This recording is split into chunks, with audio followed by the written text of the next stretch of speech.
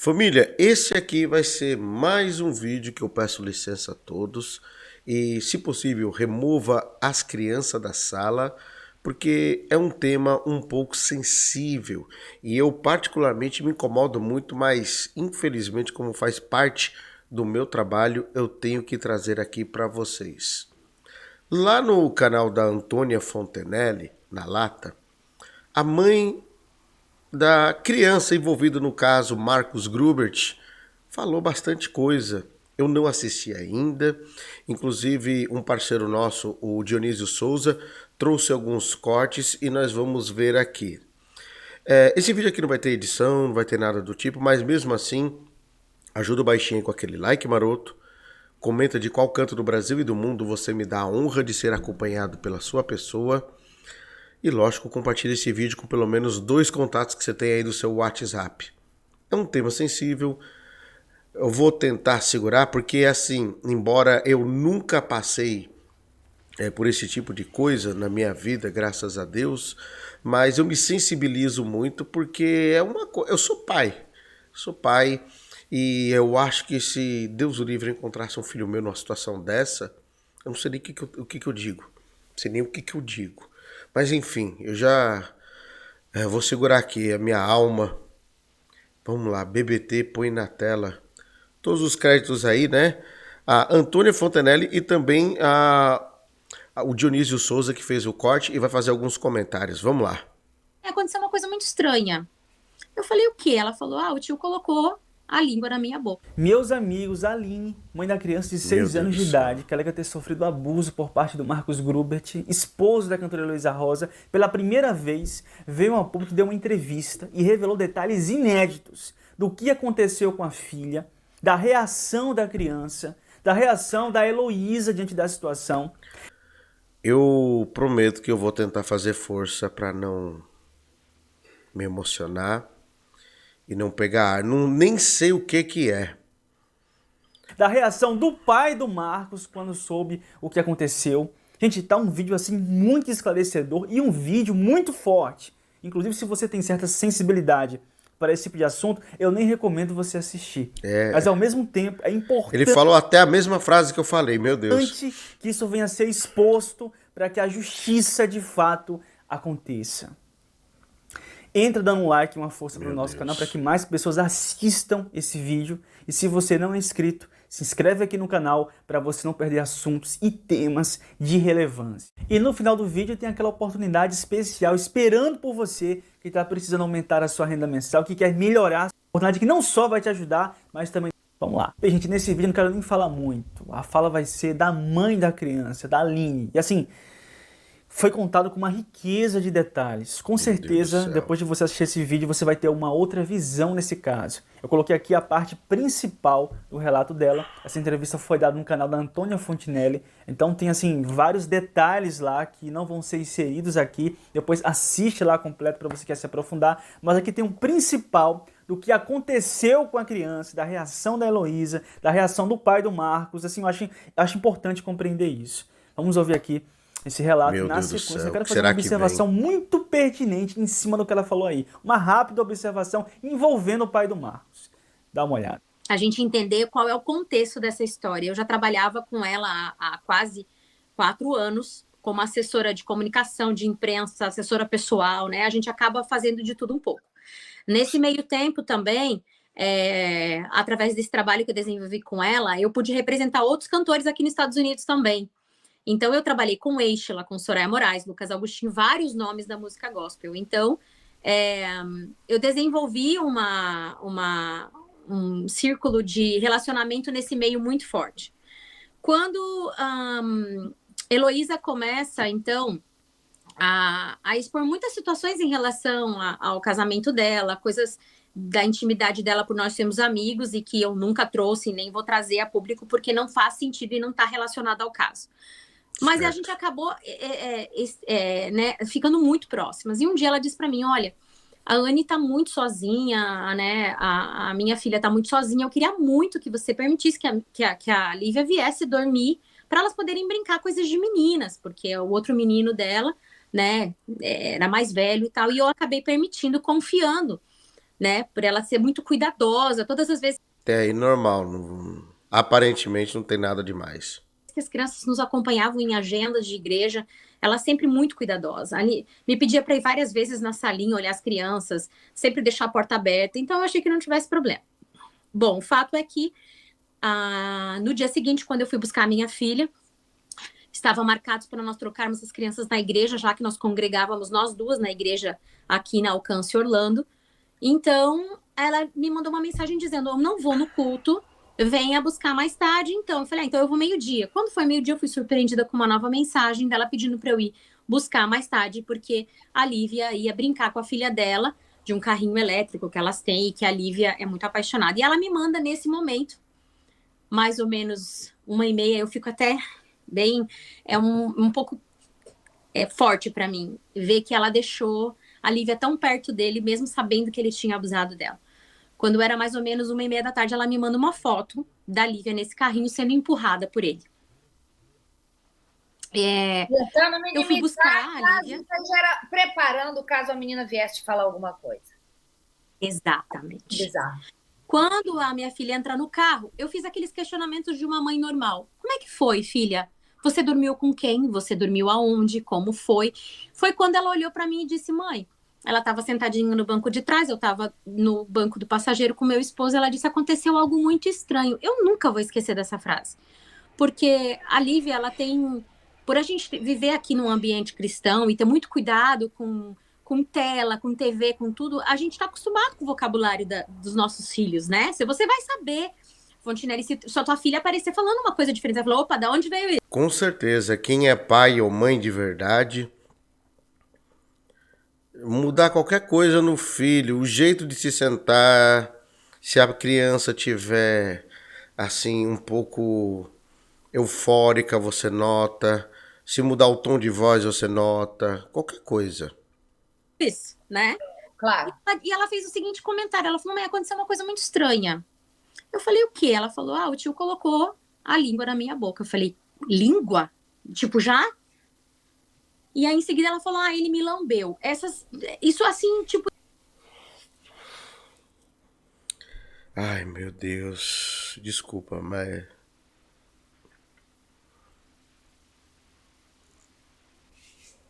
Vamos lá. Deixou a gente consternado. O seu marido, ao ouvir isso? Ele ficou transtornado. Você vai ligar para ela agora, você vai, né? Você vai resolver isso. E aí... Oxe, se eu fosse o marido dela, eu ia lá pessoalmente. Eu já ia, na hora. Quando eu cheguei em casa, Não mandar ninguém ligar, não. Abordei ela mais profundamente, né? Do que ela estava dizendo. Ela estava com muito medo de falar. Ela chorava muito, dizia que o tio amava ela, que o tio jamais faria mal para ela, que o tio dizia que eu ia matá-lo se caso ela me contasse. Ela repetiu isso várias vezes. Teve até um momento que ela diz assim: a tia gritou com o tio, brigou com o tio, a tia também vai matar o tio se souber. Que depois eu fui entender, por um depoimento que eu acompanhei, que ela presenciou a discussão deles em casa. Olha... Sim. Mas e como que ela descobriu isso? Será que a criança contou para ela? A Lívia, sua filha... Contou, vou te explicar agora. No dia seguinte, cedo, eu mandei uma mensagem para ela, sabendo de mais detalhes do que minha filha falou, que eu acho que eu nem preciso trazer aqui, porque é muito pesado e tá público nos registros aí da polícia, né? Muito sério as coisas que aconteceu naquele quarto, naquela noite. Ela então diz para mim assim... Eu vou falar uma coisa aqui, eu não sei o que vai ser dito, não sei que ponto vai entrar. Quando eu fui ler a matéria lá no Labareda, eu não consegui continuar lendo a matéria. Quando eu vi umas partes lá e já me... Deixa eu falar uma coisa aqui. Para uma mãe vir contar os detalhes, vir a público, se expor e contar os detalhes, é porque ela tá com muita sede de justiça. Muita sede de justiça. Muita. Eu mando uma mensagem e falo: eu preciso encontrar com você agora. E ela: claro, com certeza, vamos nos encontrar, preciso conversar com você. Aí nós nos encontramos no Starbucks, eu tô sentada, e quando eu vejo ela vindo, ela já vem muito nervosa, já vem bem... A gente que tem intimidade com alguém, a gente conhece pela transparência, pelo olhar, ela já veio tremendo, muito nervosa. Eu lembro que ela sentou do meu lado, pegou na minha mão, e eu disse, o que aconteceu? Ela falou, a Lívia te contou, né? Eu falei, contou tudo. Você não vai acreditar o que eu ouvi. Eu nunca vou... Eu falo assim que é... Isso tudo que eu tô te falando, tá tudo no meu primeiro depoimento do dia seguinte. Exatamente dessa forma. Eu digo, ela diz assim pra mim, o Marcos abusou da Lívia. Meu Deus Eu do olhei céu. assim, eu disse, como assim? Ela falou, como? Daí eu lembro que eu questionei ela, falei, como que você sabe disso? Porque eu pensei, né, como você sabe disso? E ela respondeu assim pra mim, a Lívia me contou. E eu peguei ele numa situação suspeita. E aí eu disse assim, tá, mas você questionou ele? E ela disse assim, ele negou, mas eu confio 2 vezes mais na sua filha do que no Marcos. Nesse momento, ela liga então para uma amiga dela de Curitiba, chorando muito, gritando, pedindo a prisão dele. E nesse momento eu ligo para os meus pastores da época, pastor Paulo e pastora Juliana Subirá, que nos atenderam prontamente nesse momento. Eu disse, olha, a gente está precisando... Peraí, volta aí. Volta aí, como que é o negócio? Então, para uma amiga dela de Curitiba, chorando muito, gritando, pedindo a prisão dele. E nesse momento eu ligo para os meus pastores da época, pastor Paulo e pastora Juliana Subirá.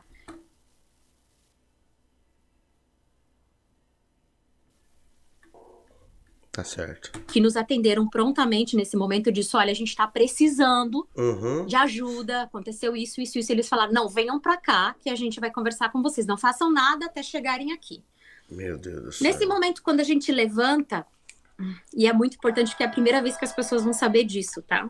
Quando a gente levanta da cadeira, que ela me abraça, ela chora muito, eu tento... É mais eu ajudando ela, porque ela tava assim em choque, ela gritava, ela chorava, ela falava, você tem que chamar a polícia, você tem que afastar ele. Voltou atrás, era atuação. Só de cara eu já preciso te dizer isso, né, Aline? Se voltou Você sabe atrás... Então, você sabe que nesse momento eu vi verdade. Eu não posso mentir pra você. Só que eu acho que ela tava muito na emoção, entendeu? Depois ela parou pra pensar. Nesse momento, olha o que acontece. Ela pega o telefone celular, nós estamos em pé no estacionamento e ela liga para o pai do Marcos, pastor Irineu Grubert, por uma ligação de vídeo. E quando ela liga para ele, ele atende, ele está no carro ao lado da sua esposa e ela fala exatamente assim, Irineu, o Marcos já fez isso com 3 mulheres, mas... Ai, ai, ai.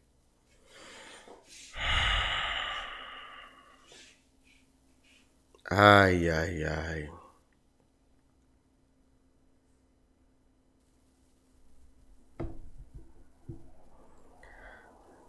Esse negócio de não toqueis nos ungidos, não pode discordar do ungido.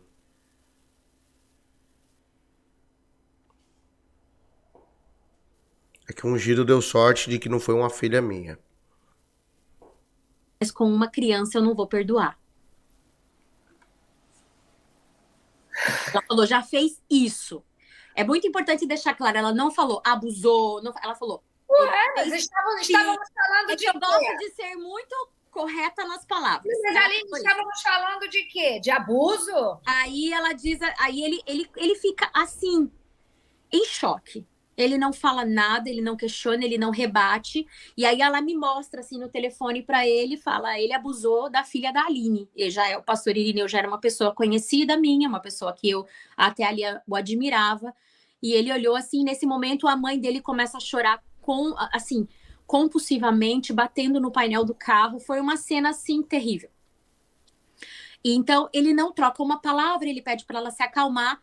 Você não vê nesse momento, em nenhum momento, alguém dizendo assim, isso não é verdade. Pesquisa direito. O Marcos jamais faria isso. Você vê uma reação de parece que já estava esperando por isso. Isso é uma reação tipo, de novo, né? É. Só que aí, quando nós chegamos na igreja, os pastores já estavam lá para nos receber. E aí a gente entra na sala e já imediatamente ela começa a contar o que havia acontecido. Ela começa a contar e eu lembro de uma reação do pastor Paulo. Ele estava sentado na nossa frente e quando ela contava, ele olha para ela e diz assim: Heloísa, alguém precisa parar o Marcos. E quando ele fala isso, como assim parar? Alguém só para alguma coisa que está em movimento. Isso me gerou uma estranheza muito Exatamente. grande. Isso também está no laudo. No meu primeiro depoimento no dia seguinte, tá no laudo tanto da polícia como no laudo do DCF. Eu falo essa frase que o pastor falou, porque naquele momento eu percebi que tinha alguma coisa que eu não estava sabendo. E nesse mesmo momento, enquanto nós estamos ali ligando para a Fundação Rope Justice, que ia dar todo o suporte para nós, que foi o caminho que ali em conjunto nós decidimos, eu questiono ela. Eu falo, você pode me falar quem são as 3 mulheres? Porque eu queria já aproveitar aquele momento. E é quando ela diz o nome de uma assessora, a antiga assessora que não é essa, que já contou e já está em andamento o processo no Brasil. Ela fala o nome de uma outra assessora e, estranhamente, ela diz assim, mas eu não posso te falar nada sobre isso porque nem ela sabe o que aconteceu. Isso, eu fiquei assim em choque. Eu falei, Heloísa, você tem que me contar tudo que você sabe agora. Não sabe o que aconteceu? Que ele dopou a mulher? Não, a gente ficou isso no ar, né? Até depois, numa conversa que eu tive com a O que me pastora... espanta é uma mulher, desculpa te cortar aí, mas o que me espanta é uma mulher, uma líder religiosa, que tem milhares de seguidores e que ela congrega para essas pessoas, que ela dá a palavra, pessoas depositam suas vidas e confiança numa mulher que Exatamente. vive um relacionamento com um cara que abusa de outras mulheres e ela permite. Perdoa. Então, Ela só que eu não sabia até aqui. Então, não, mas é assim, ó, perdoar, eu não sei se a palavra é perdoar, é consentir, porque se eu tô com um cara e descubro que ele abusou de uma mulher, comigo ele não fica nunca mais. E aí descobre-se que já foram 3 mulheres e agora uma criança. E ela é líder religiosa. Ela não pode, hipótese alguma. Ou ela abandona a carreira dela, ela vai ser uma mulher de um abusador e ponto, e que ela sabe e que ela Conivente. acata. Mas agora ser uma líder religiosa, A palavra é conivente. uma mulher que ganha, inclusive... A palavra é a mulher conivente. E eu sei o porquê que é conivente. Isso daqui, ó. Dinheiro para isso? Tá errado? Nesse momento... É cúmplice. O nome disso é cumplicidade. Sim, mas eu não enxergava até esse momento assim. Eu lembro da pastora Juliana me instruir algumas vezes dizendo, não é hora de... Porque eu estava assessorando ela ainda ali, né?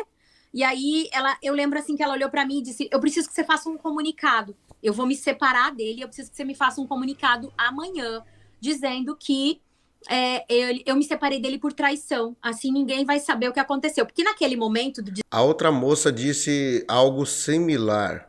Aqui traz a outra denúncia. Ela diz algo similar. Que a Heloísa Rosa falou que tá do lado da mulher e tal, tarará, tarará, tarará, e depois mudou de ideia. Desespero, eu dizia, pelo amor de Deus, eu não quero que ninguém saiba, não conte pra ninguém que é minha filha. É um sentimento de vergonha, de humilhação. É terrível. Eu pedi, assim, eu lembro de eu falar, de eu chorar, de eu falar, pastores, me ajudem. Porque eu achei que aquele era o lugar certo, né? De que as pessoas não soubessem e que ele fosse preso. Bom, nós fizemos a denúncia, não saímos até o local, nós fizemos... Eu sei que nem toda igreja é assim, eu sei disso, mas é complicado, viu? O local onde é para você mais... assim, o que você espera que venha algo bom, vem esse tipo de coisa. Por telefone essa denúncia e ela fez uma denúncia contra o próprio esposo. Ela conta para a fundação tudo o que aconteceu aquela noite, a forma com que ele pegou, a forma como ela pegou ele de forma suspeita, a roupa que ele... Ela conta todos os detalhes ali e no final ainda, né, eu lembro dela falar assim, eu sei que alguma coisa aconteceu. Eu estava junto com ela ali, eu não li o depoimento dela, porque isso tudo segue em segredo de justiça, e por mais que a Hope me represente, não tenho acesso a esse tipo de documento, mas eu estava ali, eu presenciei. Ela chorava muito e dizia, Você precisa colocá-lo na cadeia, eu não quero ele perto dos meus filhos. Ela repetia isso muitas vezes. Foi quando, então, a gente saiu de lá. Eu liguei para a Hotline, que é uma linha específica para isso. Pedi que eu queria que a minha filha fosse examinada, porque ela tinha hematomas na boca, tinha a questão da camiseta, tinha, né? E eu fiquei preocupada também que ela, naquele desespero... A camiseta tinha material genético dele. Pelo menos é o que eu li lá que tava no Pleno News. Tinha material genético do cidadão. Eu não quero que ela esqueça dos detalhes do que aconteceu, eu quero que ela seja escutada rapidamente e tal. E aí foi quando nós fomos para o DCF. Lá nós fizemos outro depoimento completamente gravado.